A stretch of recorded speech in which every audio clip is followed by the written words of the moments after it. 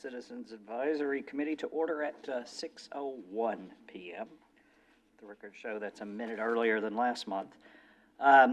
Please give attention to this short video. Over to Emily.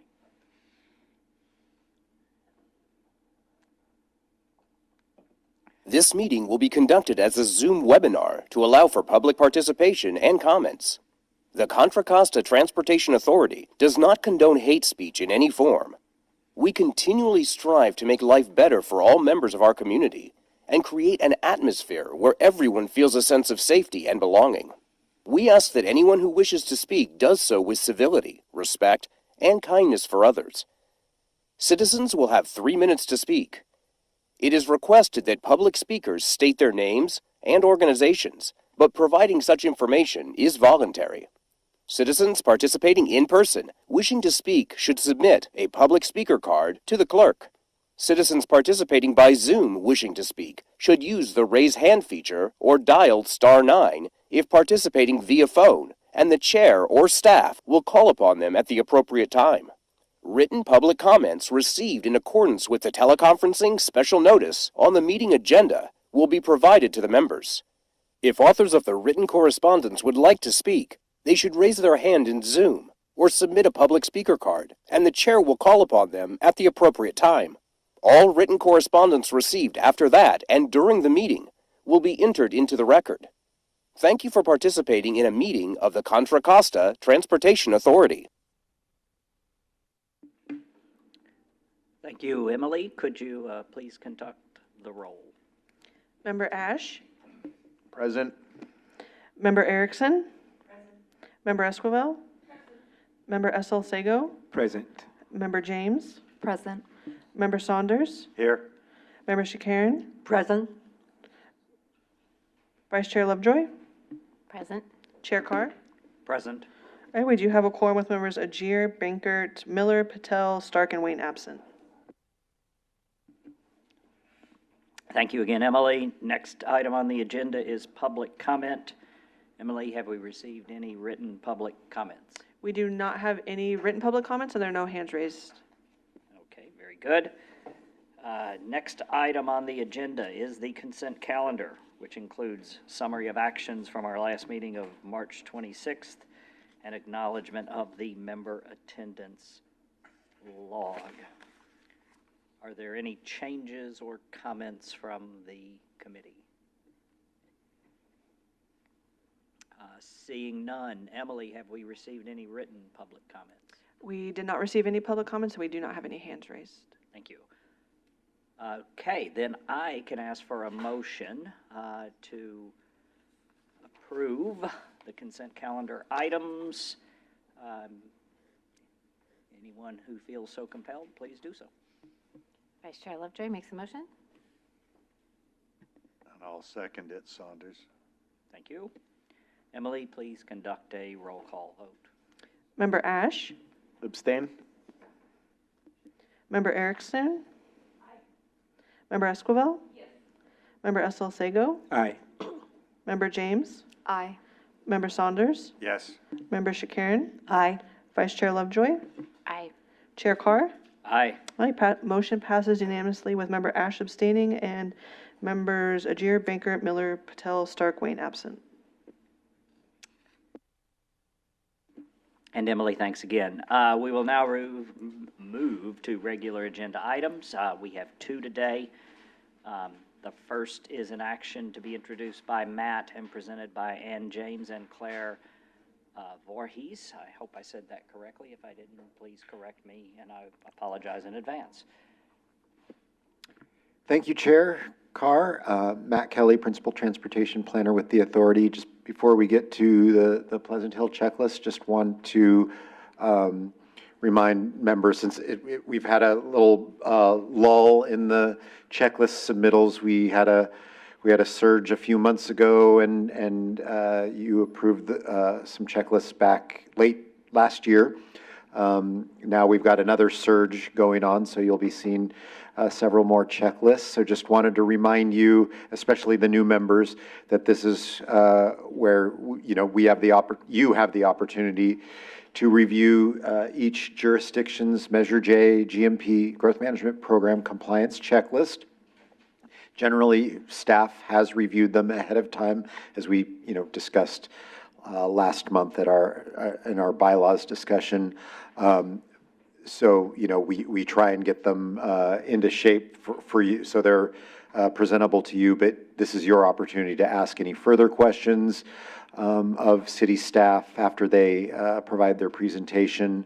And this is also, your questions should be related to, their compliance with the growth management program, but you can also ask questions related to kind of any city land use, transportation, housing issues that come up on the checklist. But also want to remind you, this is you are recommending release of their 2 years' worth of their local streets and roads maintenance funding. So each approval releases fiscal year 23-24 and 24-25 to the cities, and that's how they, it's a very flexible funding source that cities can, spend on a variety of transportation issues. So just want to remind you of the importance of your recommendation tonight. And with that being said, I will introduce Ann James from the city of Pleasant Hill. Claire isn't here tonight, but I know she did a lot of work in getting the checklist to us. So Ann James is the Public Works Director with the city, and she'll be presenting their Measure J compliance checklist tonight. Yeah, sorry, yeah. We're a pretty informal crew, so.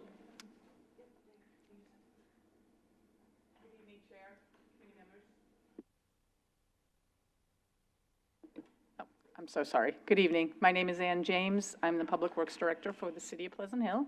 Thank you for having me here tonight to talk about our growth management plan and compliance with the Measure J checklist. I also wanted to say thank you to Matt for whipping us into shape. I am along with Claire. They really do a good job keeping us on track. Just click. So the first slide is already up. So for our development for 2022, we had 109 units approved, 83 were low income, 17 moderate income, 9 above moderate income, 65 building permits were issued, 2 low, 23 moderate, and 40 above moderate. For 2023, we had 49 units approved, 1 low, 34 moderate, and 14 above moderate.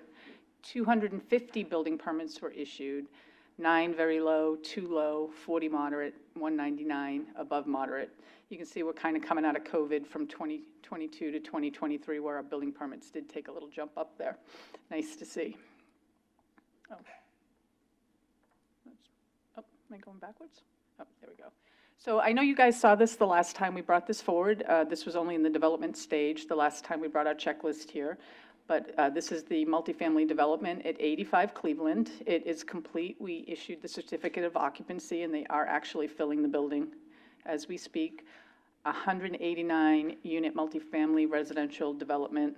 There are studios, 1 and 2 bedroom floor plans ranging from 561 square feet to 1182 square feet, and 10% of the units are affordable for low income renters. We had a little glitch getting that project off the ground with PG&E, but I'm happy to report that that's all squared away and people have moved in. It's actually lovely if you've never taken the tour. Oh, sorry, I'm going backwards here. 401 Taylor, I know you saw this also the last time we were here. We're getting ready to close that project out. It's a residential project, 4.96 acres, 31 detached 2-story and 3-story single-family units. 2,300 square feet to about 3,000 square feet, and 6 of the 31 residential units provide an ADU, an accessory dwelling unit. Is that the one that was where the library was? No. This is on Taylor Boulevard. It was an old office park that we converted into housing. It's across from 400 Taylor. It's right at the corner of Taylor, Lucille, and North Drive. The project that you're talking about was closed out and approved by our council for the last checklist. the one across from the library. I did actually watch that presentation though today, and you guys did get to see that one. So 490 Golf Club Road, this is just still in the entitlement phase. And this is our choice in aging, adult daycare, choice in learning, child daycare. And this, if those of you familiar with Pleasant Hill, it's across the street from DVC, adjacent to the overflow parking lot on Golf Club Road. When that is built out, there'll be 81 units for affordable senior housing. There'll be child daycare for up to 90 students. They're going to be doing a whole bunch of site improvements up there, driveways, parking, and landscape improvements. So if you're driving up Golf Club Road, we have that small little section of Golf Club Road that turns into the county and then it turns back into Pleasant Hill. That is where this development is going to be located. Oh, and my favorite, the drive-through Starbucks. 2.68 acre site, 2,500 square foot Starbucks coffee shop, open from 6 a.m. to 10 p.m. with a drive-through facility. It can queue 16 vehicles. There's a lovely outdoor seating area, and surrounding uses are single-family homes and office buildings. I'm from New England, and when I moved to California, I couldn't believe that I couldn't find a drive-through anywhere. That's why I said it's my favorite. It's my favorite development. Nobody gets out of their car in New England in the snow to get coffee. It was pretty popular though, and it's been very successful on that corner. To move into the transportation phase, our 2022 street resurfacing project, again, coming out of COVID. During COVID, we did one small street resurfacing project. We caught up in 22, 23, and spent $5.2 million, paved out 3 residential neighborhoods, as well as Chilpancingo Parkway from Contra Costa Boulevard all the way to the Martinez city limits, and Grayson Road from Taylor Boulevard to Release Valley Road. So it was very successful. We had improved our bike and ped plan, so on Chilpancingo and on Grayson Road, we were able to incorporate improvements from our master bike and ped plan, as well as wayfaring signs in the residential streets compliant with our bike and ped plan. Taylor Boulevard Improvement Project, Civic Drive to Ruth Drive, has a new traffic signal and a new sidewalk. So we're completing the connectivity from Contra Costa Boulevard all the way up to Morello. And this is one of the sections that helps us complete that, including ADA ramps, new sidewalks, and then specifically a signal here at Civic and Ruth. Connects students by bicycle to Valley View Middle School, College Park High School, DVC, PD, the community center, and the YMCA are all located back there. So this was an important project for us to get completed.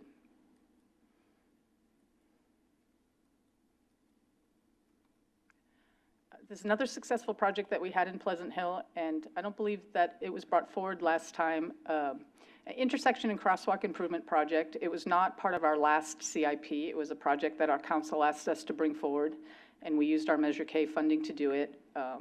We did crosswalk improvements at our schools at 9 intersections in the city of Pleasant Hill. It included pedestrian-activated flashing stop signs and beacons, speed humps that you can see in the photo, and enhanced crosswalks and new ADA-compliant curb ramps. So we did these, like I said, at 9 locations throughout Pleasant Hill, specifically at our schools, to help increase safety for kids going to school, whether they're on bike or on foot. The Oak Park Boulevard Sidewalk Gap Project, this completed the connectivity from Hook Avenue on Oak Park Boulevard down to our new library. 1,050 linear feet of new ADA-compliant sidewalk, and we did it on both sides of Oak Park Boulevard, the north and the south side. So connecting students, bikes, seniors to Hook Avenue, the Pleasant Hill Library, and the school beyond there. We also included rapid flashing beacons at 2 of the existing crosswalks already on Oak Park Boulevard.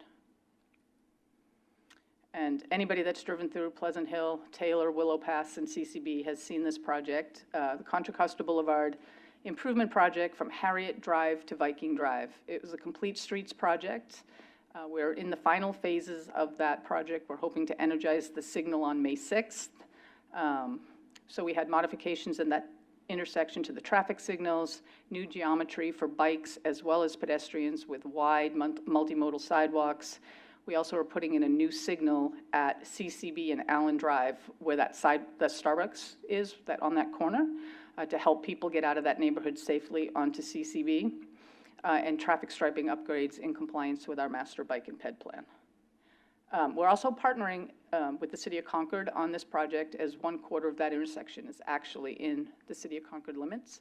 So their striping, bike and ped striping, is going to match ours as you approach the intersection in partnership with us for that project. So we finally adopted our bike and ped master plan. It was adopted on March 8th, 2024. It was probably the longest standing document in the city of Pleasant Hill.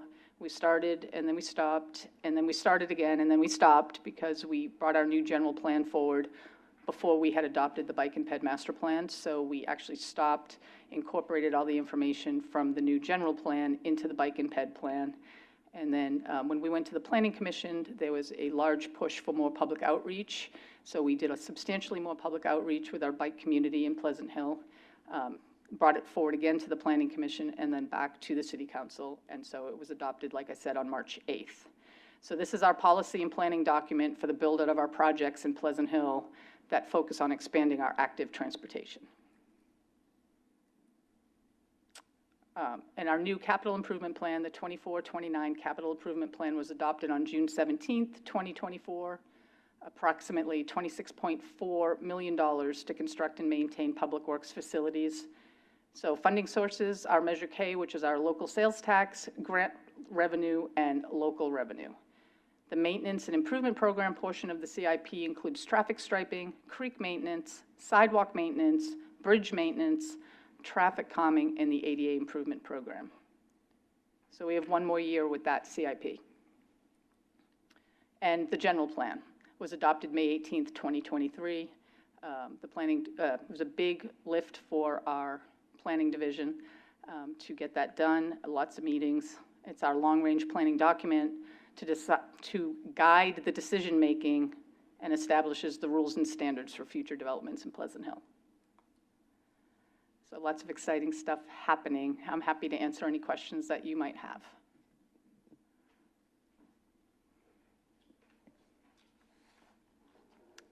Thank you, Ann. Appreciate that. That was fairly quick as well. So Oh, I'm thank you so for sorry. that. Did I talk too fast? No, not Oh. at all. Not at all. Not at all. I was just thinking since we did wrap up on good time, I'll just take the opportunity to go around the DS. And I would say, don't feel obligated. If you feel comfortable, you're certainly welcome to pass. But if you have questions, please don't hesitate to jump in. I'll start with Nazir. No questions at this time. Thank you. Hi, thank you for the presentation. I have a couple questions. Sure. So on PDF page 641, it appears you're all very successful with your grant funding, because I think it's around or just over 51% of some of the future projects or grants. So I guess my question is that, can you touch on how you're approaching grant acquisitions?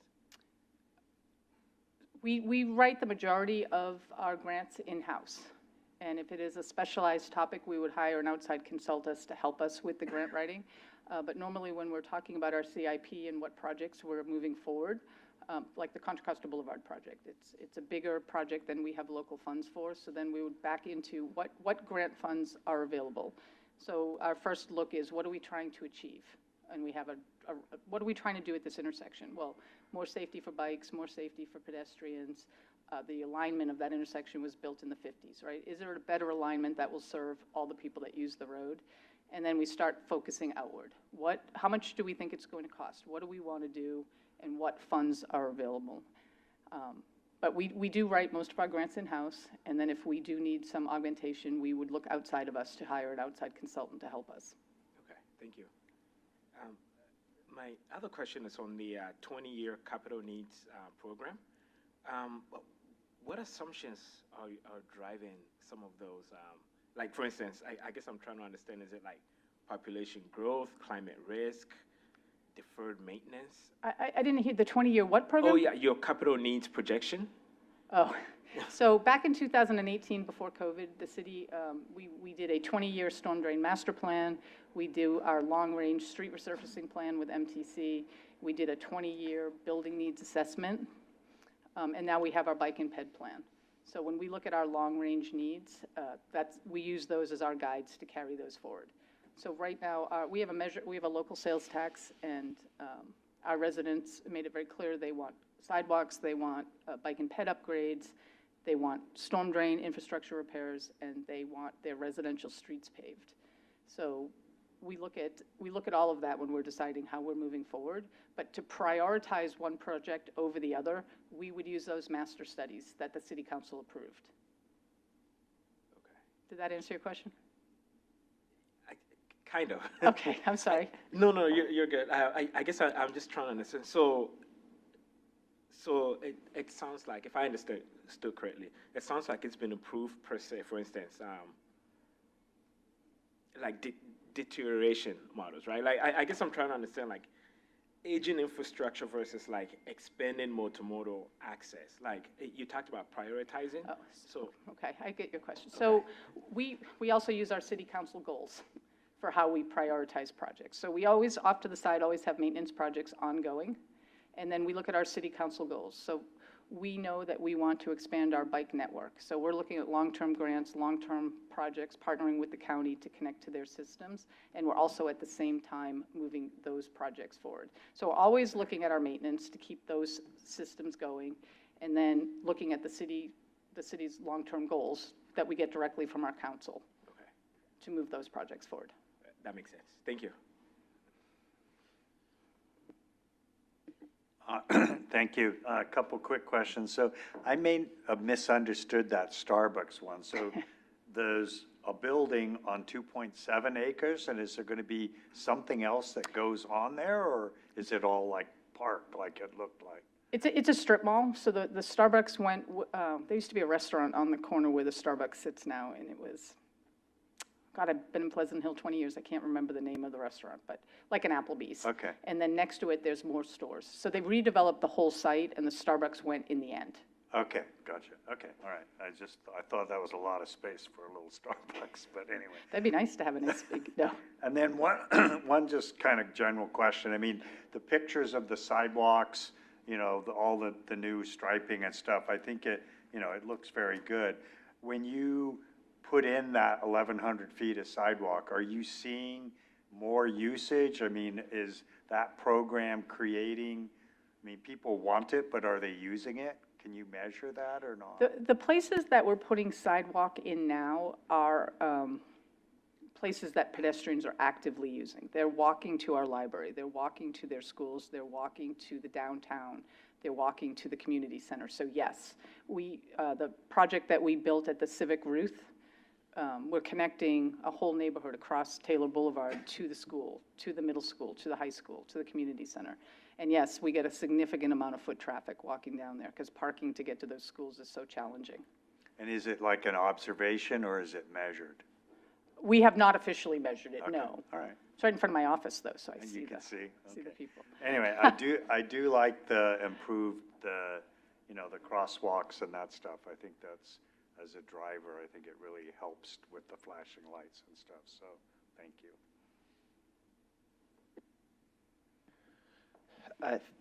Thanks. I appreciate that you were working with Concord on that intersection. Do you, because Contra Costa Boulevard is a route of regional significance, how do you feel like Martinez and Walnut Creek and others are partnering with you on that? So Martinez and the county partnered with me when I paved Chilpancingo, and we actually, we do that. We'll call up our neighbors and say, hey, we're gonna be bringing in a crew, do you want to extend the limits? And so in that way, we do reach out. With Walnut Creek, we're working with them right now on updating our traffic signal. This is something, the connectivity to the traffic signal, so we can look down the line. Most of the interaction we're doing with Walnut Creek is along that lines with our traffic signals. This is a look ahead for the next checklist, but one of the things that's moving forward right now is ramp metering at Oak, as a matter of fact. For that 680 on-ramp right there, it's going to be one that Caltrans found some extra funding for, so they're looking at the opportunity to make that a CARMS ramp. So we've been working with their consultant and with the county and with Walnut Creek to see what we can do to partner there to make that happen and put in bike lanes and other things along that corridor. So always looking for ways to partner with our neighbors. We always reach out. They reach out to us. We share Geary Road, half the road is in Walnut Creek. So they're doing a flashing beacon project on Geary Road right now, and that was something we had a lot of input on. That's great.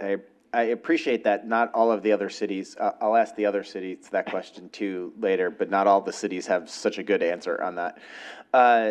The next question is, you guys had a lot of funding, a lot of flooding with the atmospheric rivers and stuff in Pleasant Hill, and we're hit kind of hard. Just because you're also the Public Works Director, I'm curious how, and you talked about the storm drains, how has that gone? Has that improved?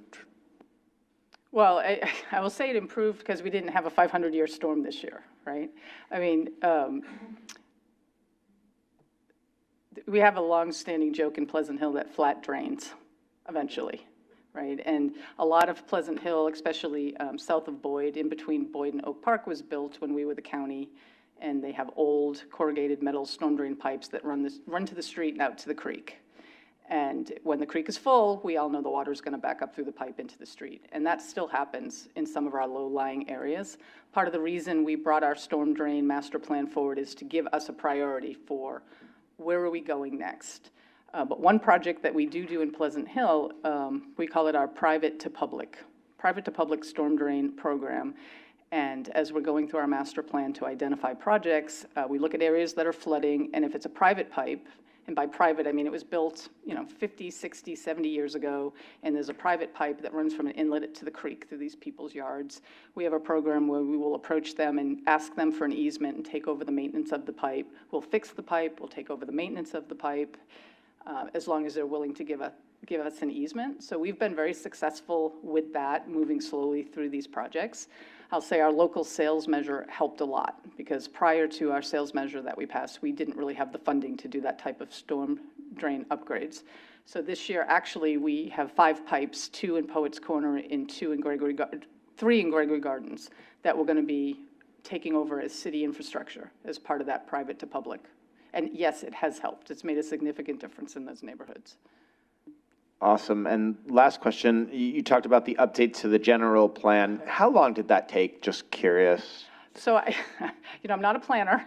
I will say that I think it went accordingly, right? They had a subcommittee, they had an ad hoc committee, they had lots and lots of meetings. I did not get the sense that it got kicked back and forth for a long period of time. I think it marched through the process appropriately until it got to the state, actually. And then we had some stuff we had to do. But I'd have to get back to Matt on that if you wanted a better answer. I could get an answer from the planning division. No, that's okay. I was just curious. Thanks. Yeah, thank you for your presentation. Just a few questions, or we could go page by page. Just kidding. No, whatever you want to do. Please don't go page by page. No, just a few short questions. So I saw you mentioned that there's electric vehicle and micromobility charging stations in the general plan. I didn't read the whole thing, but I was wondering if you could touch on what kind of public charging infrastructure you had, and then also any mandates on like new construction EV charging stations? So we have charging stations at our city hall right now. We also have them at our new library, and we have them in our parking garage in the downtown. And as part of the new development updates that are happening, well, let me stop for a second. We right now have a committee at City Hall that are all, they're all different, right? They're all level 2 charging stations, but you could, leave your car overnight at City Hall and not get charged. You pay more money at the library because that's a newer building. So we're working right now on pulling that all together into one cohesive plan. Contra Costa County actually got a federal grant to put charging stations at a bunch of different libraries in Contra Costa County, so we are slated to get 6 more rapid charging stations at the library. On top of that, in a whole separate trajectory, we're working on a climate action plan, and part of that climate action plan includes the electrification, pulling everything together for EV charging stations, and a plan for future development and bringing more charging stations to Pleasant Hill through development, through infrastructure, and things like that. So that is being built out right now through our climate action plan. Wonderful. And then is there a mandate for new construction? I didn't hear you, I'm sorry. I didn't hear you, I'm sorry. Oh, is there a mandate for new housing construction? I Like a think it's certain part number of the, it's in the general plan, but it's not a targeted date yet. So yes, short answer, we're not mandating it yet, but it is part of the general plan to be, I'm not saying it right because I'm not a planner, but yes, it's in there to Okay. mandate it. Okay, gotcha. My next question was, it looks like you've done a lot of work on like the trails and the bike and pedestrian trails, and I was wondering if you had, the city had explored the kind of micro mobility like Lime, the bike rentals, especially around the community college. So what's interesting is most of the trails in Pleasant Hill are not owned or maintained by Pleasant Hill. And we did have Bird for a little bit in 2022, and one of the things that, and they were scooters, not bikes, but one of the things that we asked from Bird, the company, was we wanted a local rep so that if we had any issues, we had one contact person that we could go to. And that was really pushed by our residents. We're an older community, and one of the biggest complaints we heard about the Bird bikes were, what if somebody leaves one on my front lawn? What do I do with it, right? Does maintenance go over and pick it up, and then do we have to store it, and how do they get it back, and how does that work, and do we charge them? And so we had a contract with Bird, and we had one person that was our go-to person if we had issues, and that person quit, and they could never get somebody to fill that role. But truthfully, in Pleasant Hill, like, there's BART, but there's no real start and end point, right? Like, you're not starting at your house and going to the supermarket type of thing. We could never really make that connectivity to get people to really, the kids were riding them, from point A to point B, not necessarily how we wanted them to be used, where people would take it and go to BART and then go back from BART back home. And not being able to use them on the trails was a significant deterrent, right? When we don't own them, so we had no jurisdiction over that. Gotcha. Yeah, thank you for that answer. And one more, I guess it's more of a comment of, I just saw the impact that 511 Contra Costa had on the schools and the smart, street smarts.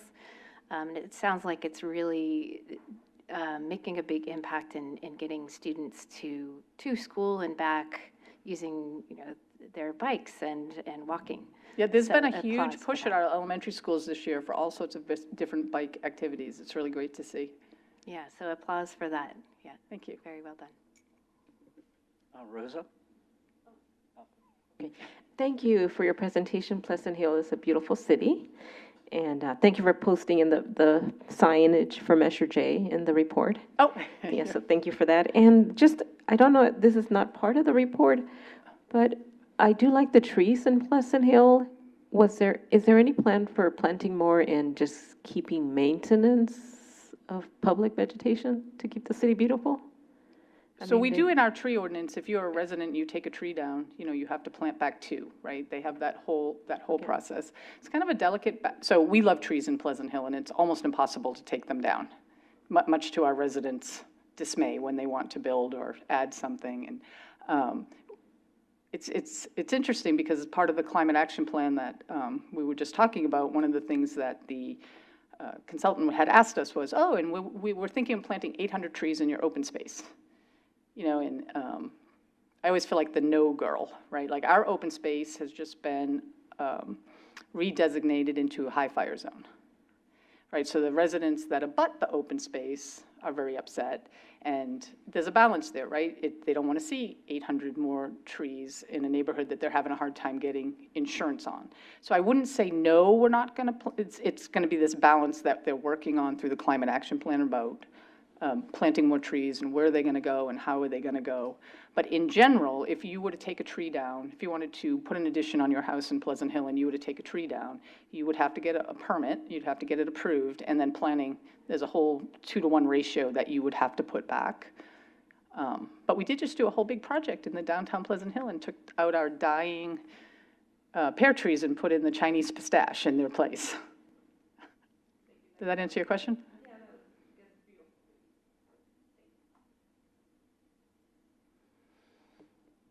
Hi, yes, I do have a couple of questions. This is related to kind of your pedestrian and biking plan. I noticed that like right now, it looks like you have out of your budget about 250,000 that you're designating kind of for active transportation that the city is that they put in that they'll be funding. In the CIP. Yeah, in the Okay. CIP, yeah. So, and then the rest of it are basically to fulfill the mandates or what your plan is, what you're supporting. Is it pretty much to get more money into that, going to have to be through funding? Or is there going to be a look at increasing, is there more dedicated funding anywhere to kind of make some of those projects happen if you don't get funding? So Grants, if you don't get yeah, grants. if we were to go back to, I keep talking about this local sales tax measure that we have. One of the great things about that is there's a portion of that money every year that goes into our budget for bike and ped. We just call it bike and ped. So we get maybe about $2 million a year of that money to go to bike and ped, not just bike and ped, street resurfacing, bike and ped, and storm drain. And then based on whatever projects we're doing, we have the flexibility to say, because it's a local sales measure, right? So we could say, okay, this year, we're going to do this big bike and ped project, so we're going to take more of the Measure K money to fund that project if we didn't get a grant. Okay, but you're most likely to get most of your projects for the pedestrian and bicycling plan, it's going to have to come from grant funding, correct? You're not, I know the other thing is part of your plan. So I see that you guys are looking to get a grant to look at monument. Yes, with Concord. Are there any other plans that you're looking to make it safer to bike, say from like the BART station over to downtown or something? So we're looking at a project on Coggins, yes. Okay. And then we're also looking at a project from the county limits on Taylor down to Morello to put a Class 4 bike lane in. And that'll be something that we would have to go after a grant for that, right? But we were close. The last time those grant funds came out, we were second. And so we're hopeful to be more competitive this time. So we're always looking, right? We're always like, this is what we want to do. We try to marry those projects with other projects. Like, I need to pave that section of Coggins. So, hey, what else do we want to do there while we're there? Is there a grant money out there for us? How can we go after that? And the same on Taylor, right? We want to put in that Class 4 bike lane because nobody's letting their kid ride down Taylor with that Class 2 unprotected lane that's there right now. So we're always churning and always going after that's the best way I can say it, is we're always looking at them. Even though the CIP is set, we're still looking ahead, right? Because the grant money, we know what's coming, right? So then we sit down and we start talking about how can we go after that money? How can we partner with Concord to be more attractive for this grant, right? Because we're not an underserved community, right? So who can we partner with? Who wants to join us so that we can get this project built?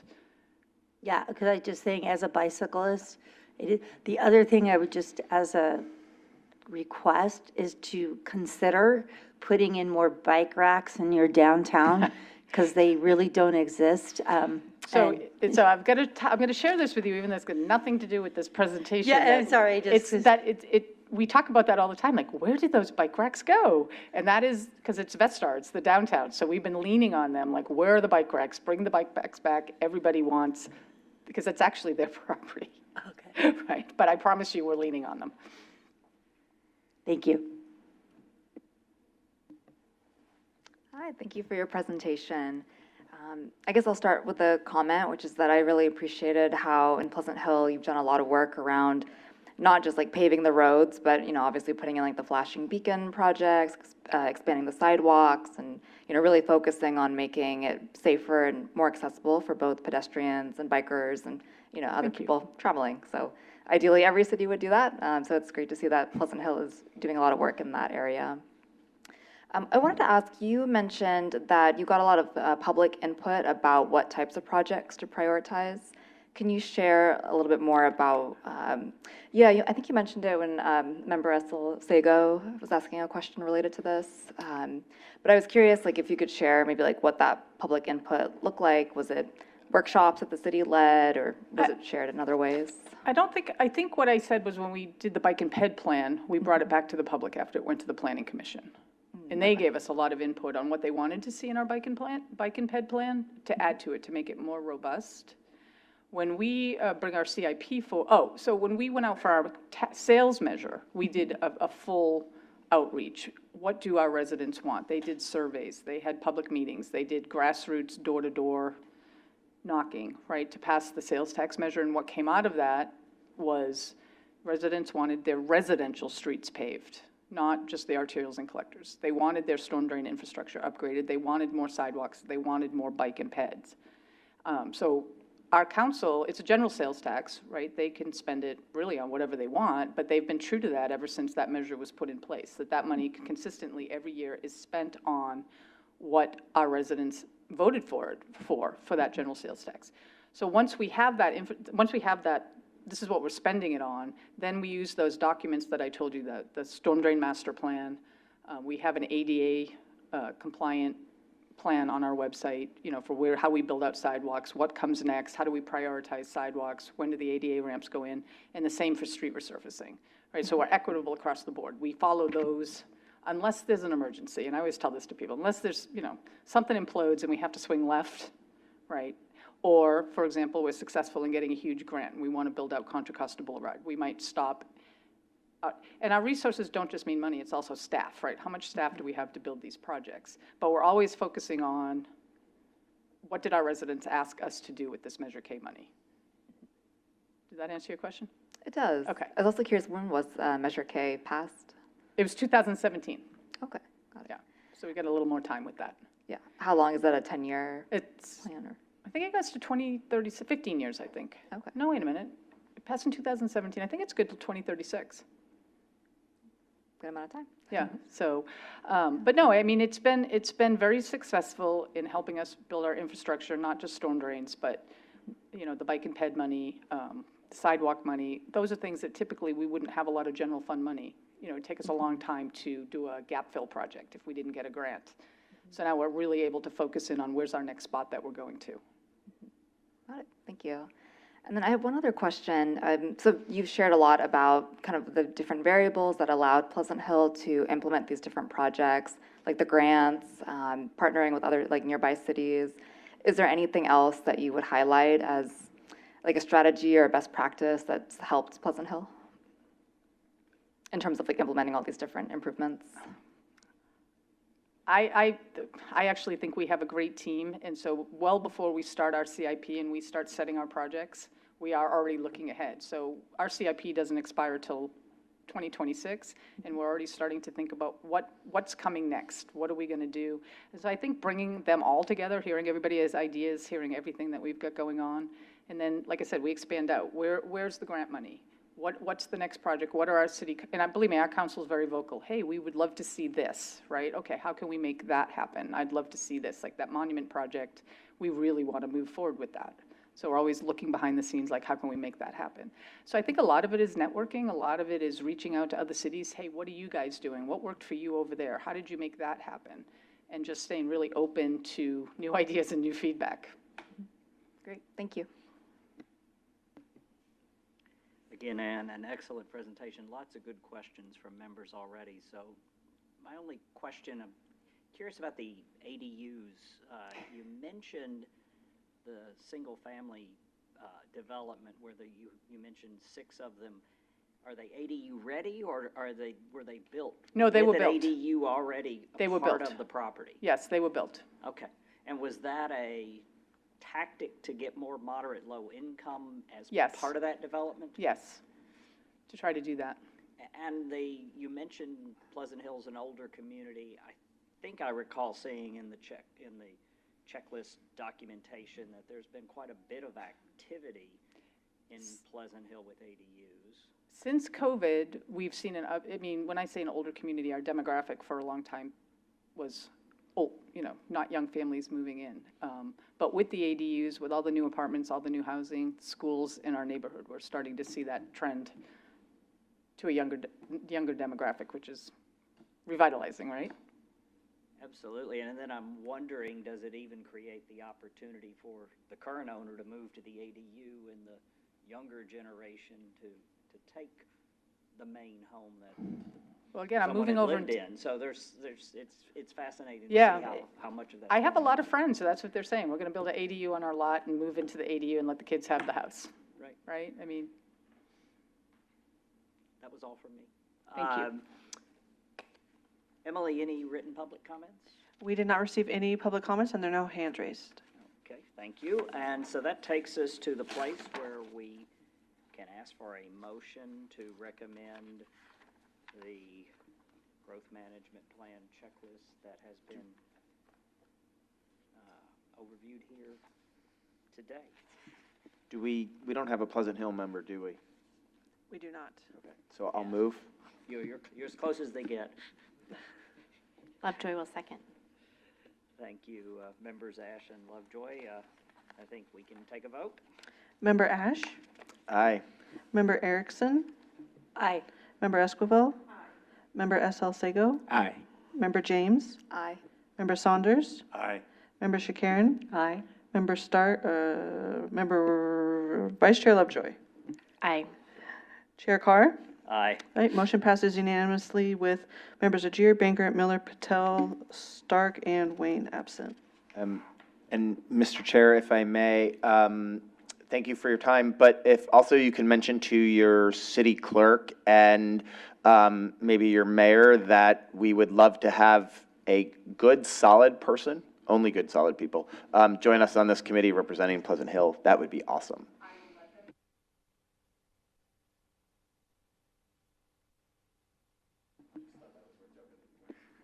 No worries. You always keep me on my toe with that plug. Thank you. Let's see, next item is another action to be introduced by Matt and presented by Timothy Rude. Over to you, Matt. Thank you, Chair. Matt Kelly once again with the authority. So our second checklist of the night. We're heading west all the way to the end of Highway 4 to City of Hercules.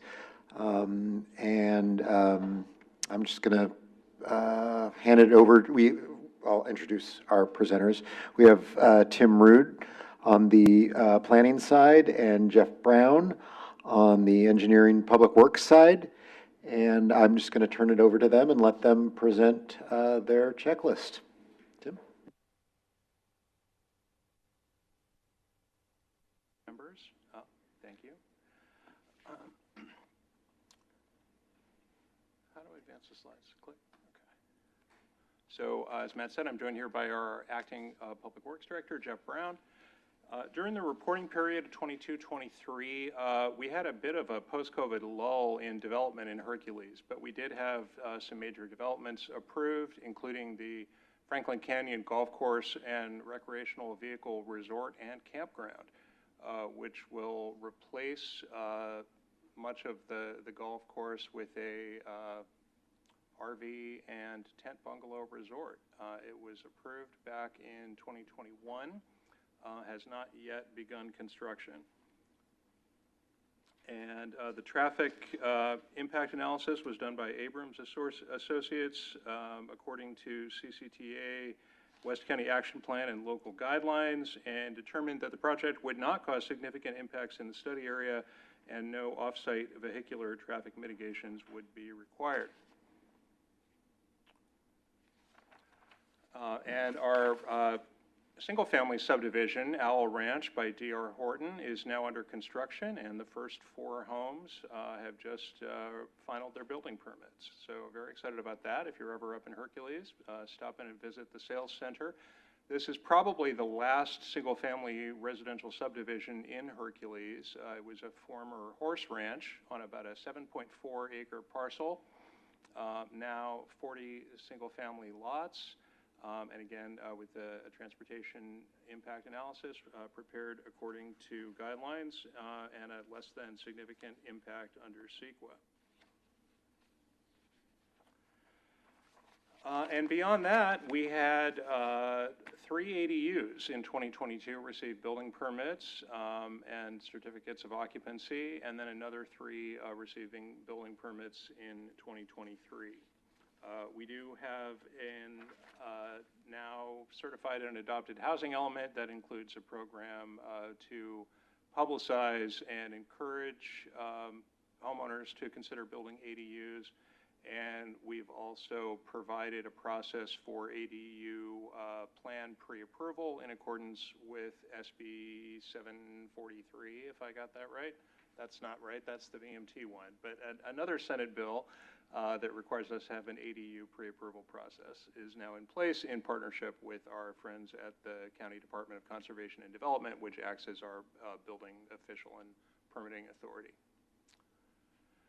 On the RENA side, of our sixth cycle RENA of 995, we have made, during this reporting period through 2023, we have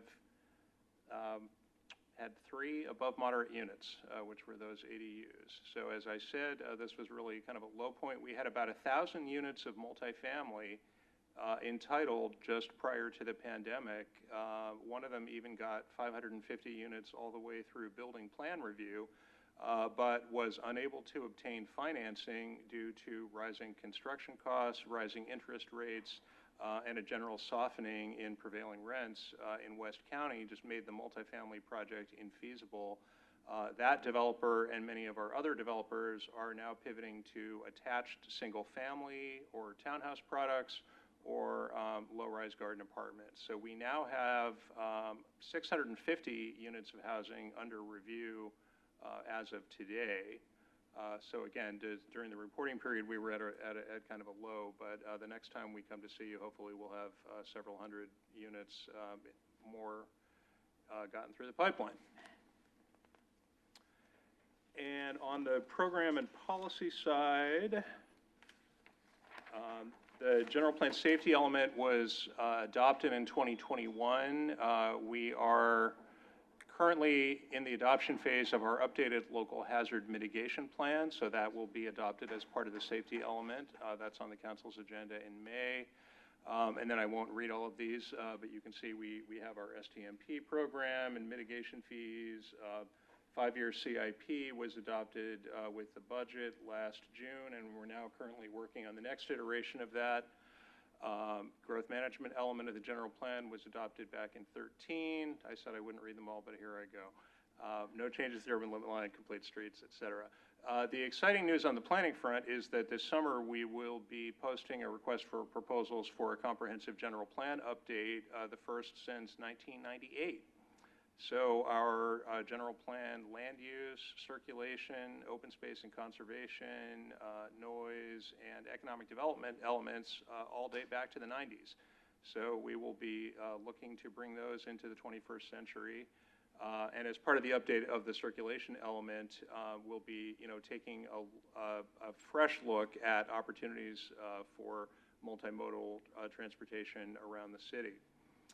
And our big news on the project front during the reporting period was the Willow Palm Pedestrian Connection Project, which is complete now and provided new sidewalks and street lighting from the Hercules Transit Center along Willow Avenue to the Willow Palm intersection, and then ties into the existing sidewalk leading over State Route 4.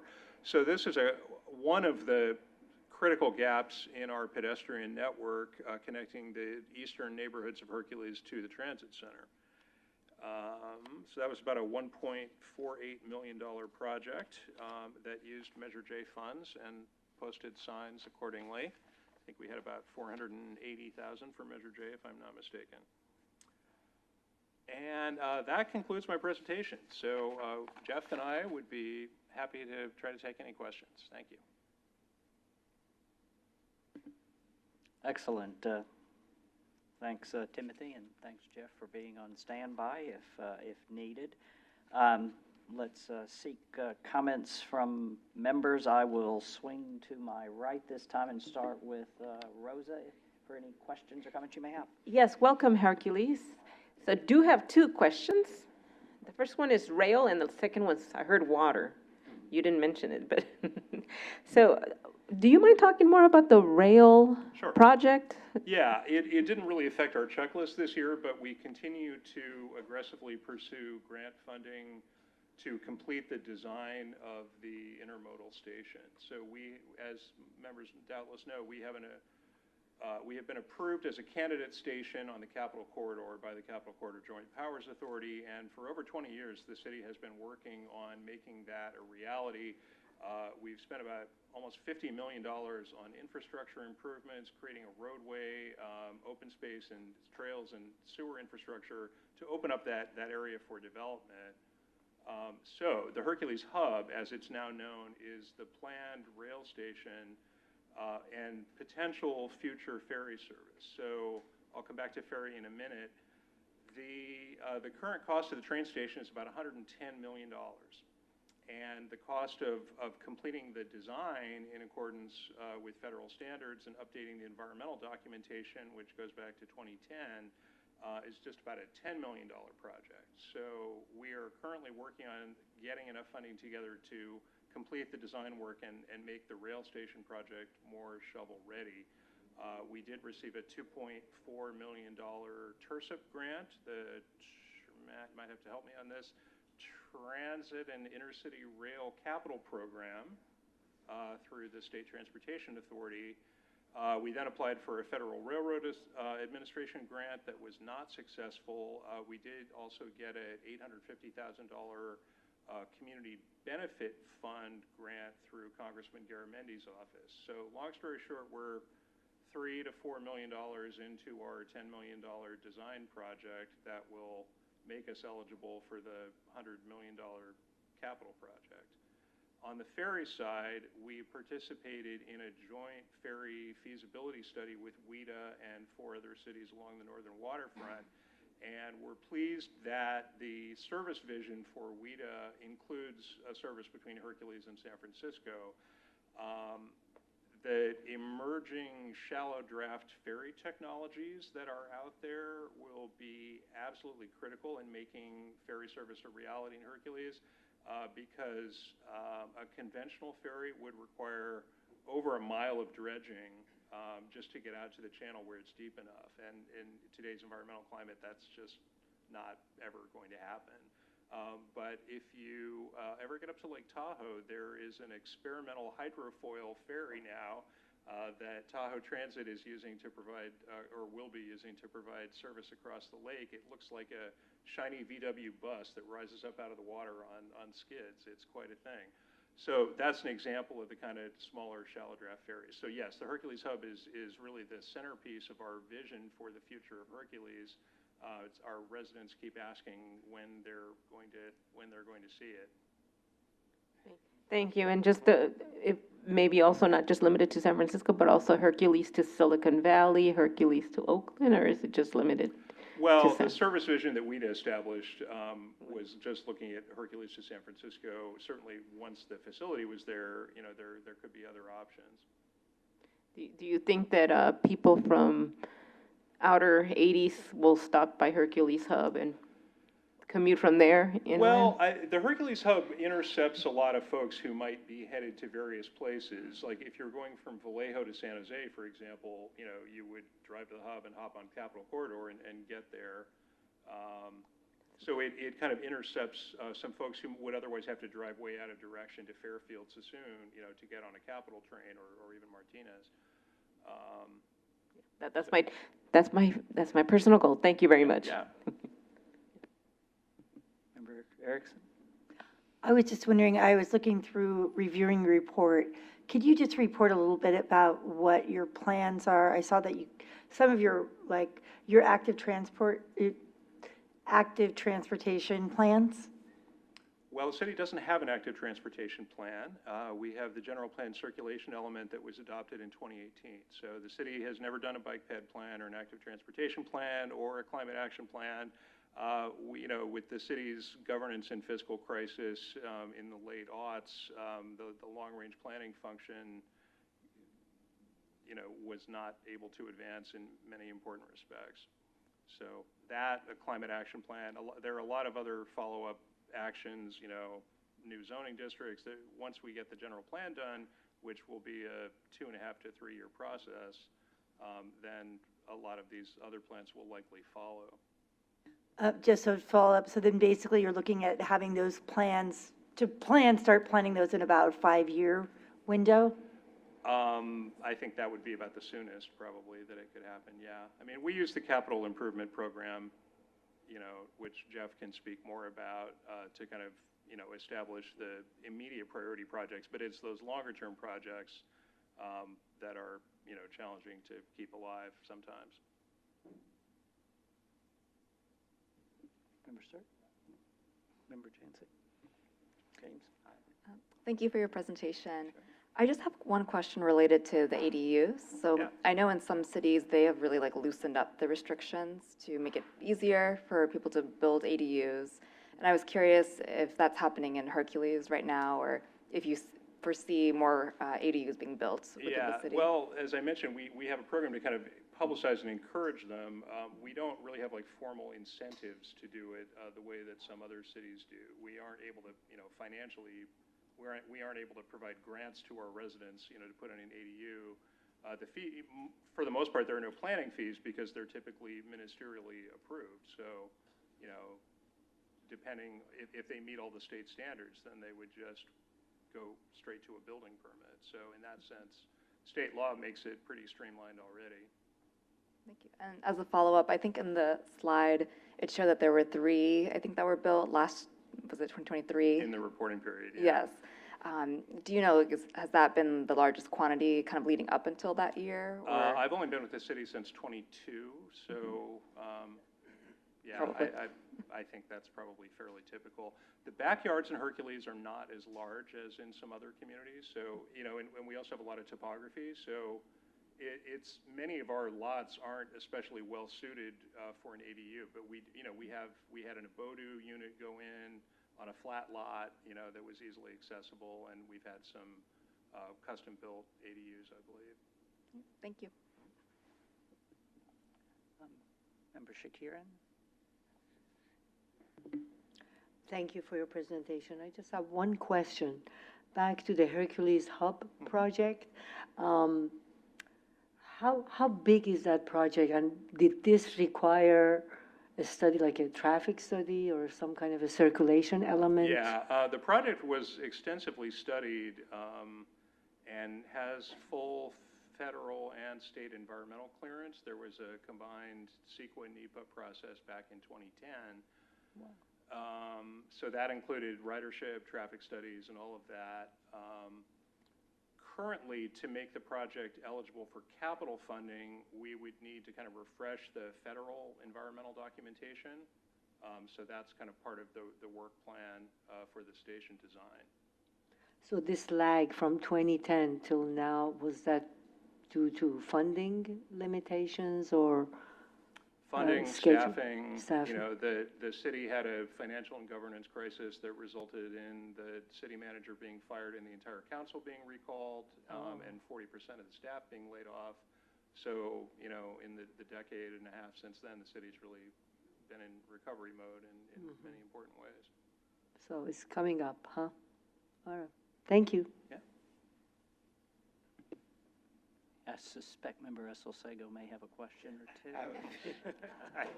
Thank you. I have a few questions. Yeah. I think you alluded to this earlier, but what's the expected time frame for each phase of the Hercules Hub project? Well, that really depends on funding. Okay. Yeah, So I mean, I think best case scenario, we might have the design funding together in a year or two. And then, we'd have to go after the money for construction. So, I think it would be into the 2030s. There aren't really a lot of phases to it. The train, getting the train to stop is kind of the milestone that we're looking to fund right now. So that requires a lot of track work in addition to about a mile of additional, double tracking, a bunch of utility work to move oil and gas pipelines out of the way of the relocated track, and then the station building itself, which would be relatively small, but would have, a waiting area and an elevator structure to get people over the tracks, like you might have seen the one at Jack London Square or Emeryville. So those are all, critical components of the station structure, and that overpass structure would provide the access to the waterfront that ferry service would need. So assuming, well, funding is because a lot of the funding I think it's in the report, it's projected to come from federal, right? Or Federal and state. so are there any contingencies? Should the federal should that dry up, or should that Well, avenue be blocked? it's certainly a concern. Right. The city is not in a position to take on a $100 million capital project. You know, we would be dependent on, like any transportation project, San Jose is not building BART themselves. It's, it's a regional, state, and federally funded. So what are the contingencies then? Sorry? What are the contingencies should the Well, funding? I mean, if the station can't be funded, it can't be built. Okay. So we have a team of consultants who are pursuing many different grant opportunities, and, as each one succeeds or fails, they adjust the plan accordingly. Okay.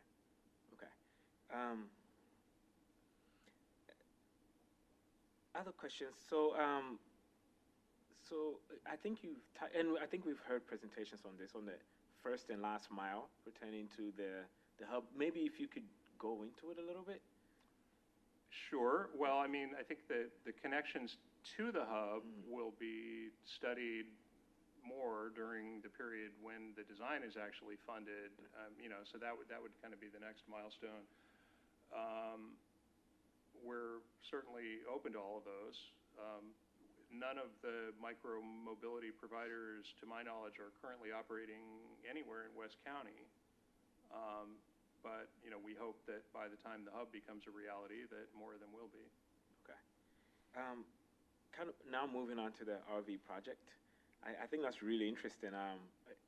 Could you tell us a little bit more about it, or at least to me a little bit more about it? And what is the projected fiscal impact? Great question. I don't know. The occupants would be paying transient occupancy tax to the city, and there were, some impact fees, but I don't have that information here. Okay. I think you mentioned there was a study to it, because it's been approved already. Yeah, So it was approved in 2021 before I joined the city, so I don't have a whole lot more background on it. Okay, because I was going to ask if there was like a tourism market feasibility study and what the They've outcomes may shown be. us a marketing study that found that our proximity to the wine country and the waterfront made it a viable location for this type of facility. So, the developer is out, pursuing funding, and I believe the golf course lease has now finally been terminated, correct? Operations lease, yes. But it's ended, but they're still, I'm sorry. Oh, you want to come up? Sure. They can see you on the mic. Jeff Brown, everybody.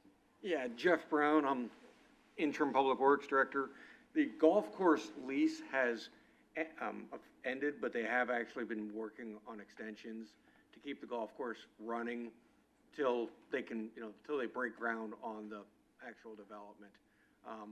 They have put in their applications for grading permits, and they've got a demo permit, and I believe the grading permit just got released.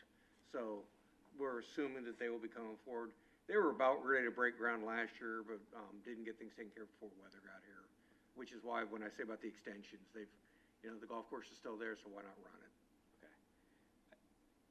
What about traffic study? I'm trying to imagine how that would work. Well, if you've been to Franklin Canyon, you will know that you can only access it from, let's see, Eastbound. eastbound Willow, is that Willow? What is it? No, you can only, well, accessing it from Hercules, you can only access it from Sycamore onto Highway 4 using eastbound Highway 4 and then into the facility. And then if you come out of the facility, you have to continue on eastbound Highway 4 up to Cummings Skyway, where you would have to either keep going or do a U-turn using Cummings Skyway. There is a U-turn facility, and I apologize, I do not know the name of the road where. I don't remember either. It's there kind of by the freight facility. There is a spot when you come down westbound Highway 4 where you can U-turn under the freeway and go back the proper way. So when the Closing the Gap project was done 25 years or so ago, they added those aspects to it. So how does that, I guess I'm just trying to understand. For instance, because I think it's going to be a pretty huge, it's 70 acres, 159 RV spaces, I think is what the report says. So I'm trying to just imagine how, let's say maybe 2% of these RVs are leaving at one time, and they need to make a U-turn. I'm trying to understand how they determine the traffic study, and for that 2-lane, especially that Highway 4, and how how practical it is for RVs to really get in, get out. Maybe some of the semi-trucks that go there, regular consumers. So I don't know if you have all that information. We can make the traffic study available to you. I would be interested. Yeah, and I should preface, I'm the interim director, I'm Right. not an engineer, Right. and don't claim to be one. Right now, we have a contract city engineer, so I've been involved with the project on and off since it started, but not on the necessarily on the engineering side. Okay. That's perfectly fair. Thank you for that. My last question, if you have the answer, is there a way to determine success for this project? And what happens if it's not successful? For the RV resort? Yeah. Yes. Well, I mean, if it's built and successful as an ongoing operation, then there would be revenue to the city from the transient occupancy tax. I would call that success. Yeah, and if I can speak a little out of turn for what this meeting is about, just to help our board member, being an RV person, what you heard Tim say earlier is pretty true. There are no, it's being built supposedly as a deluxe RV resort, rather high-end. There is nothing of that nature in the immediate area. So I'm assuming through the reports that they've given and what Tim spoke to earlier is probably fairly true. The use was probably there. So from a success for the city will obviously be us getting the transit, receiving the transit tax, and it bringing more money to the city than the golf course did. So that would be the measure of success from the city. Okay. Thank you. I would think that, people visiting the Bay Area, families, I mean, you're paying a lot of money for hotel rooms or Airbnbs, so if you've got an RV and are within 30 miles and it's safe and nice, I'd say it'll be full all the time, I would think. That's good. The next nearest one is Petaluma. What?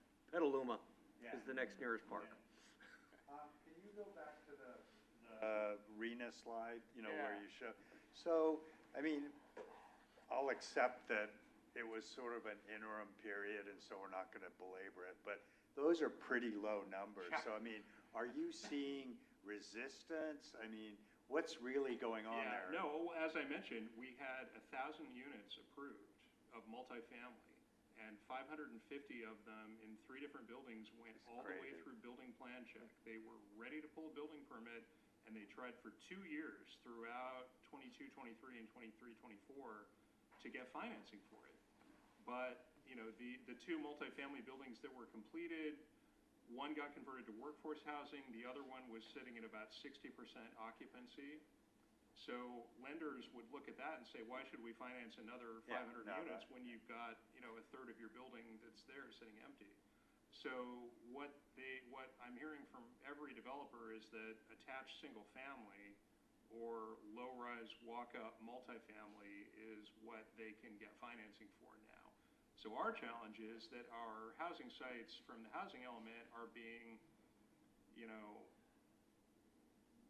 taken, let's say, by builders' remedy projects that are at a lower density than we hope to see. And there's not much we can do about it because they filed their pre-applications during the period when our element was not yet in compliance. And so when I think you were here for the Pleasant Hill one, I mean, their low income, at least 2 years ago, was some pretty high numbers. So do you feel as the stuff comes out in maybe the next report, those numbers are going to improve significantly? Absolutely, yeah. I mean, part of the issue was that all the projects that had been approved only had a 5% inclusionary affordable component. And our RENA numbers, call for 2/3 of the new units to be affordable. So there's kind of a mismatch there between the ideal of inclusionary affordable units and the reality that you need a standalone affordable project that can take advantage of the tax credits in order to get any significant numbers. So we do have an inquiry, not yet an application, from an affordable housing developer for 120 units of very low income, 100% affordable, with 30% of the units reserved for people with intellectual and developmental disabilities. So that's an example of, the kind of project that we're now seeing come through that we weren't getting before. Okay, well, that sounds more positive than that slide. Just making it known when these properties came on the market, making it known to the owners and the brokers that, hey, we're looking for affordable housing here. It helped in one case, helped less in the other case, but we will get some affordable units out of the Builder's Remedy project at least. Thank you. Hey, Tim, good to see you in Central County. Just to point out for my other colleagues, I work with a bunch of developers. They're all having trouble just with the interest rates and cost of construction materials and labor. Building in the East Bay, most of what pencils currently based on what you could get for rents throughout like Alameda, Contra Costa, Solano is single-family homes or townhomes. It's like low-income housing works if there's enough state grant funds for it and that they could achieve that. But apartments, senior condos, nothing is actually penciling now. So there's a lot of people who have projects that want to build. And I just say that because a lot of people are like, well, the RHNA numbers are nice, but you still have to have the private sector like buy. And just the numbers aren't working right now. Interest rates have to go down or costs have to manage. So I appreciate that. I will ask the same question to you that I did to Pleasant Hill. And you sort of alluded to this, but you have a lot of good neighbors in West County on routes of regional significance. People in Hercules do their shopping in a lot of the other cities that have the big box stores. How do you work with your other cities and counterparts on routes of regional significance? We are an active participant in the WICTAC TAC, which is really the forum for those kinds of discussions. Jeff may have more to add. Yeah, we are, Hercules has an interesting transportation dynamic. We're, our largest neighbor, I guess you'd say, is Contra Costa County. We also do border Pinole, but we actually only have one direct road connection to Pinole, which is San Pablo Avenue. So obviously, whenever projects and anything goes on that side of town, we are active partners with them trying to work things out. I should hinge that statement with the connection between Hercules and Pinole is also, not only is it San Pablo Avenue, but it's also over a bridge, which is the bridge is in Pinole, but it's right at the city limits, which I know Pinole was working actively with us on. That bridge needs to be completely rebuilt. And they were working actively with our previous public works director on moving that project along. I haven't heard much about it since I've been filling in, which has been about 6 months. And other than that, it would be right along the lines with what Tim said, staying active in WICTAC and those type of items. I'd be curious if you could just email Matt whenever you have time in the next few weeks, if what's the status of that bridge is, and like it's grade, right? Is it imminent, about to fall down? Is it, Yeah. got 10 years of life and we're just hoping it makes it for 20? I'm just kind of curious, yeah. And I'll just give you a preview of next month's agenda. We do have a checklist from City of San Pablo, so it might be a good question to save for them, but. No. Oh, sorry, I'm getting confused. They have a webpage. No, we do have, Yeah, Jared. yeah, you're right, I'm jumping jurisdictions. Man, don't listen to Matt, just So yeah, email him so the send answer us to an the question. update, but it is being actively pursued by San Pablo. I know last year at WICTAC, they allocated some discretionary dollars, and add support of all the members to that project. And I would add what Tim just brought up. Pinole does have an active website, I believe, for that project. Yeah, they've got a dedicated webpage that probably has. Oh, awesome. Okay, I'll pull that up right here then. And I then can you don't have to worry also about it. share with them, not to speak out of turn for a different city. And I only know this because our recruitments were going on almost simultaneously. Their public works director is, been with the city, I think, about 2 months. Tim, is that about right? Oh, at all? I don't Yeah, know. oh, sorry, about maybe a month, maybe 2. So their recruitment was literally running about 3 to 4 weeks ahead of ours. So she's brand new too. And I can honestly say I don't know her history in the area. Okay, that's helpful. And you guys are already on top of it because you have a member from Hercules, unlike Pinole. So thank you for sharing him with this group. Our pleasure. Thank you for your presentation. I did a little bit of looking into school and transportation in Hercules, but West Contra Costa specifically. So, West Contra Costa School, you have 740 students in Hercules. I know, what is that, Hannah Ranch? That's like one road in to both the high school, middle school, and Hannah Ranch. A lot of congestion there. There's the pathway on the other side of the street. But, West Contra Costa, it's financially stressed. They only operate first student for special ed. And then middle school, high school, they can ride AC Transit, but there's no real buses for elementary students. And then Street Smarts hasn't made it out to that side of the county. It doesn't seem like there's a lot of 511 Contra Costa engagement, so I'm just wondering, have you guys thought about putting, I know you don't have a bike and ped plan yet, but have you guys thought about some congestion management for school drop-offs with your general plan planning?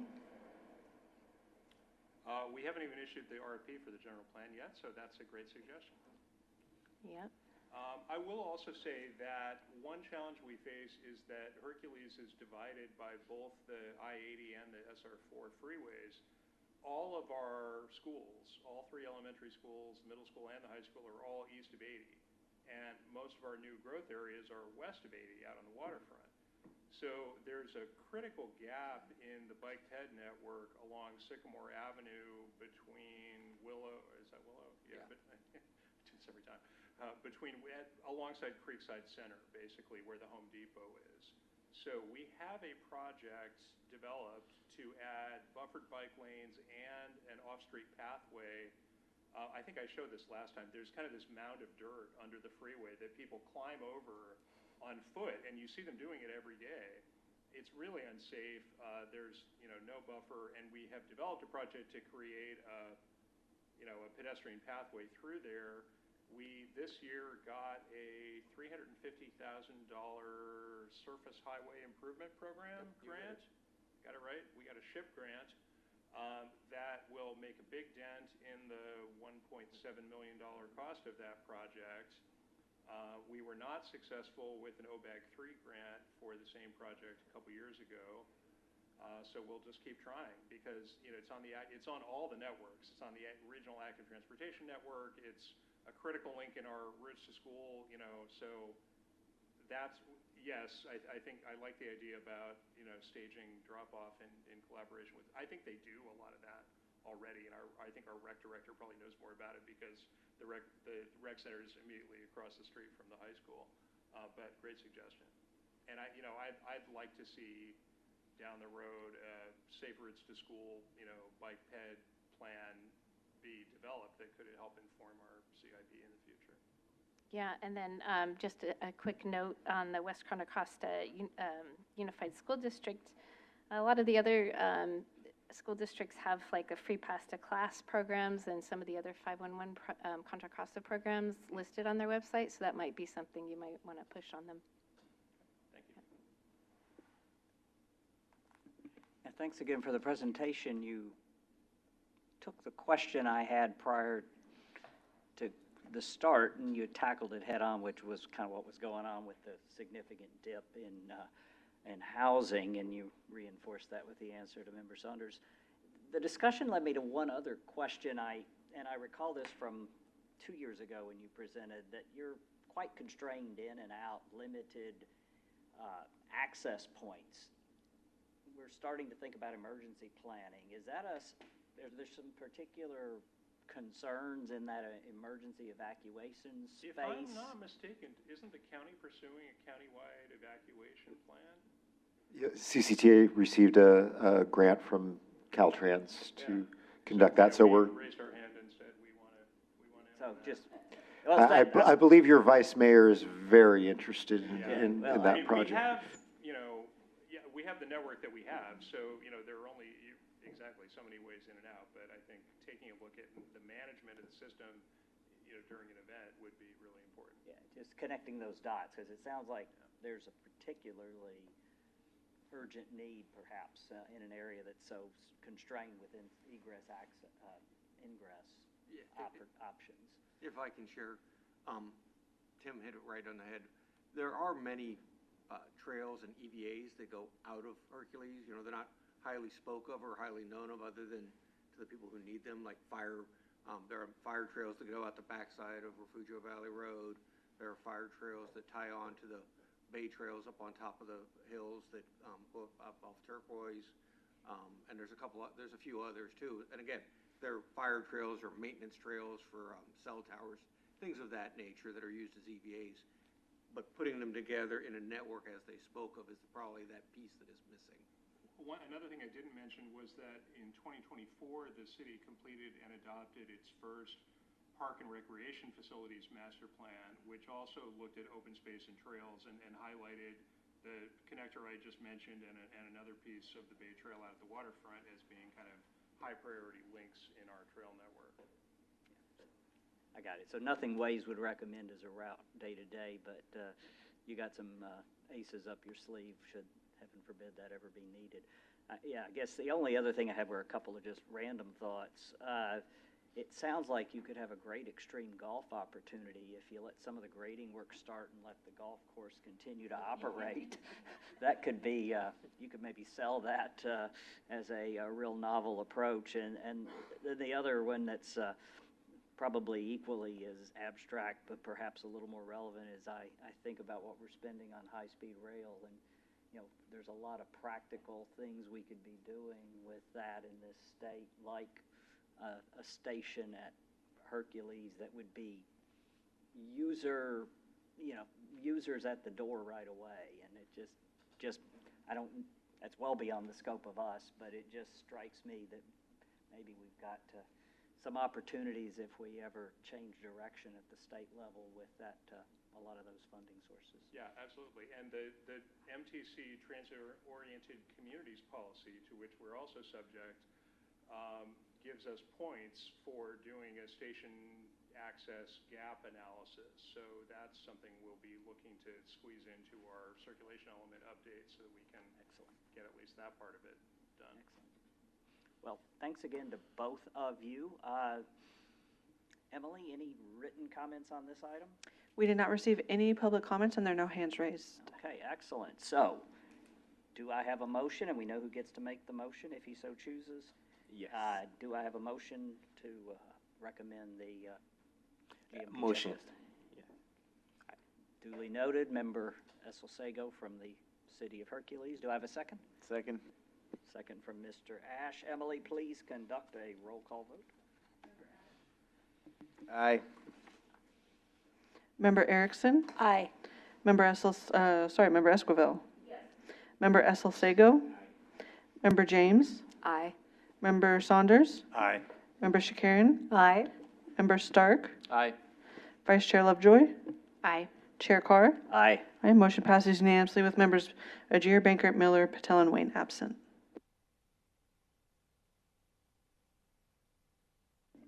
Thanks again. Thank you, Emily. That concludes our regular agenda items. Next item on the agenda is member and staff comments. Any committee members or staff have anything they would like to share?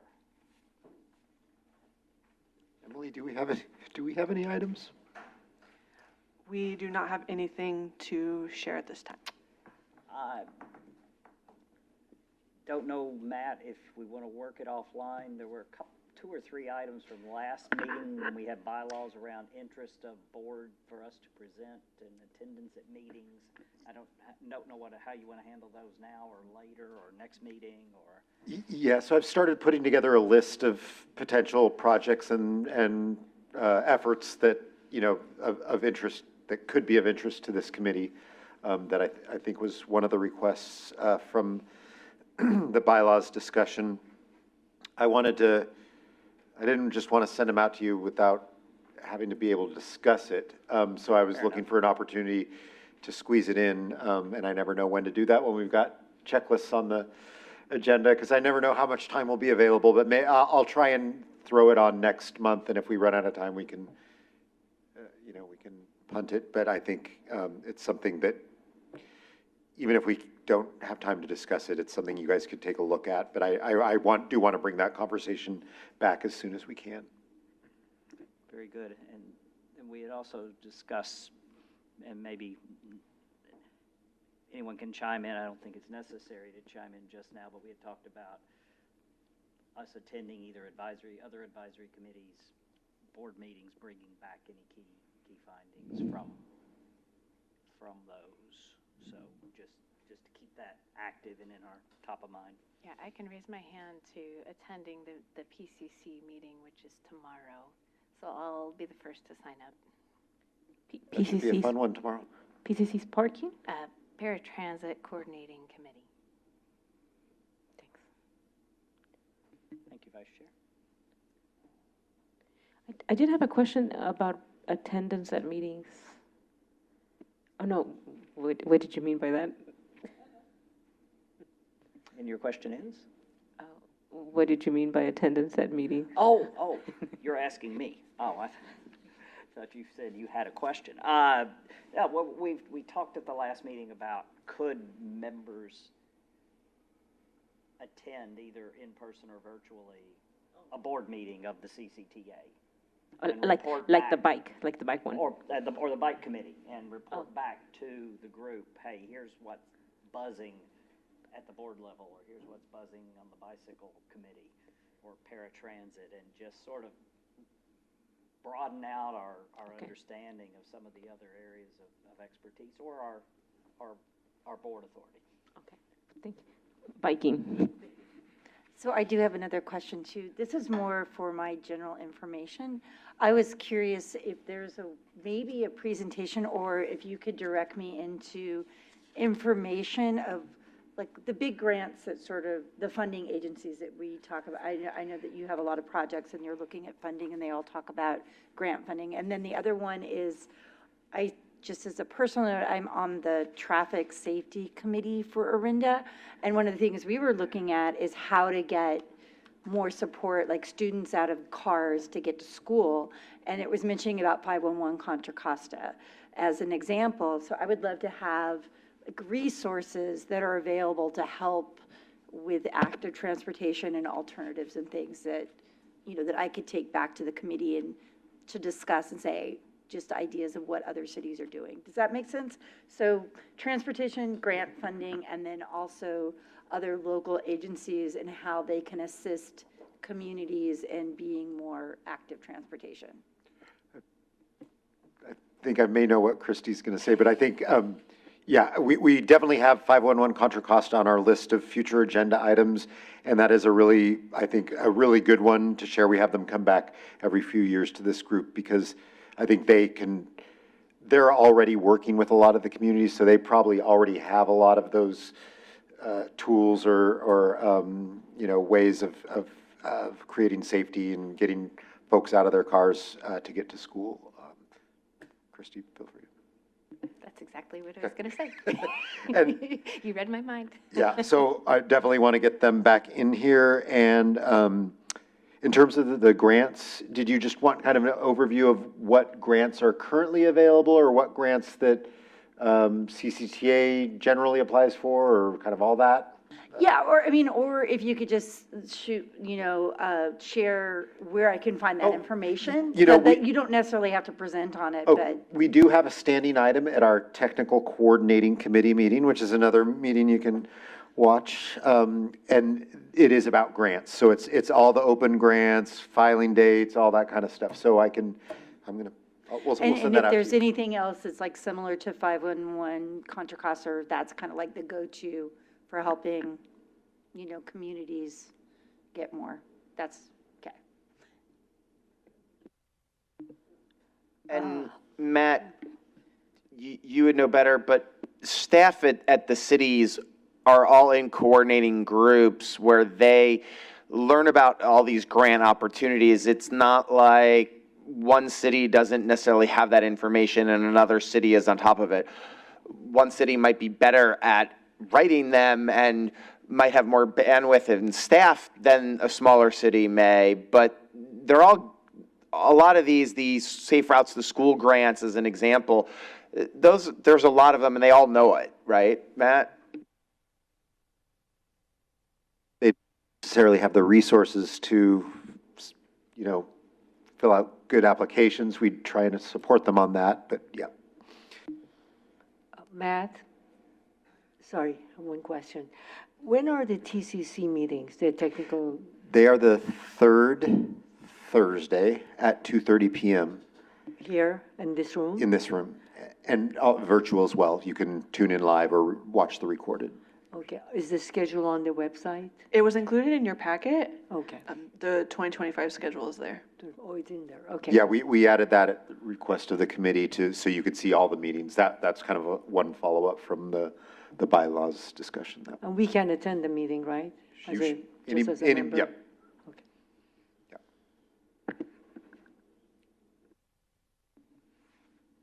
Any further follow-ups? No hands. Next item, I think that may have been a foreshadowing. Correspondence communication, the 2025 meeting schedule has been sent. So, thank you for that. Future agenda, we sort of naturally morphed into that to some extent, but are there any other topics that come up as potential future agenda items?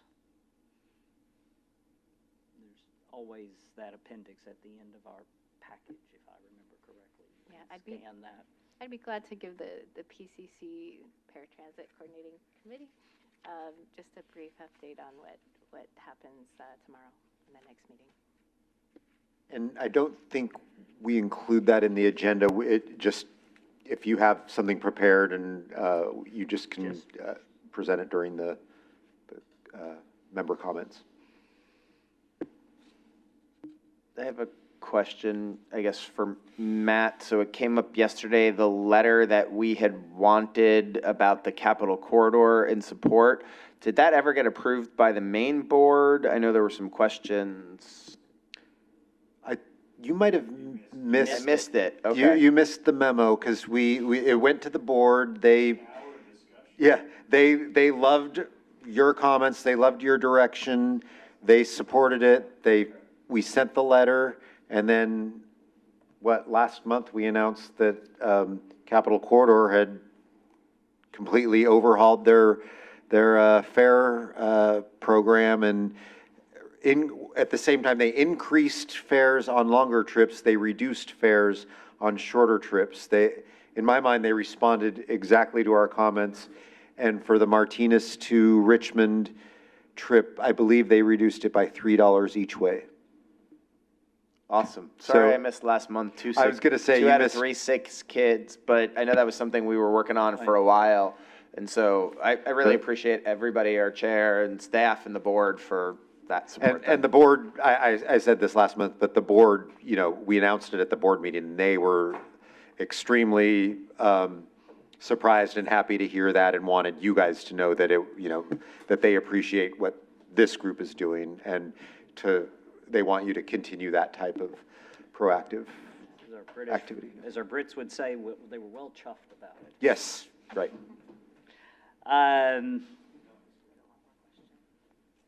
Sorry. Oh, new question. I think there was concern about getting federal funding earlier. Is that still a concern for CCTA? You know, I think we just don't have a lot of clear answers at this time. You know, we're sitting on a $166 million grant from the federal government for our backyard here, I-680. We've been told that because we executed the agreement, that the money, we're entitled to the money, it just may be delayed. So I think, you know, I think some things are going to be delayed, but I think there are some things that may be up in the air for a while. You know, we can certainly have our external affairs folks come in and kind of report on that as they get new information. We're also trying to get the new director of transportation out here, like we did with Pete Buttigieg. You know, we took him on a tour of Gomentum Station. We're trying to get the new director out here to see what we're doing here. Maybe I could add a bit to that. I finally showed up at Danville Town's council meeting and provided an overview, and it just so happened House member DeSaulnier was at that town council meeting, and I would say it echoed what Matt said. He's optimistic that kind of when the storm blows over that the funding's going to be there, and he's very aware of the criticality of that project to his district. So I felt pretty good about kind of the status of things based on the vibe he was giving to us at that meeting last week. Did he mention that one by name? He did mention it by name. Yeah, he was very aware. He's one of the main reasons we received that. Right, yeah.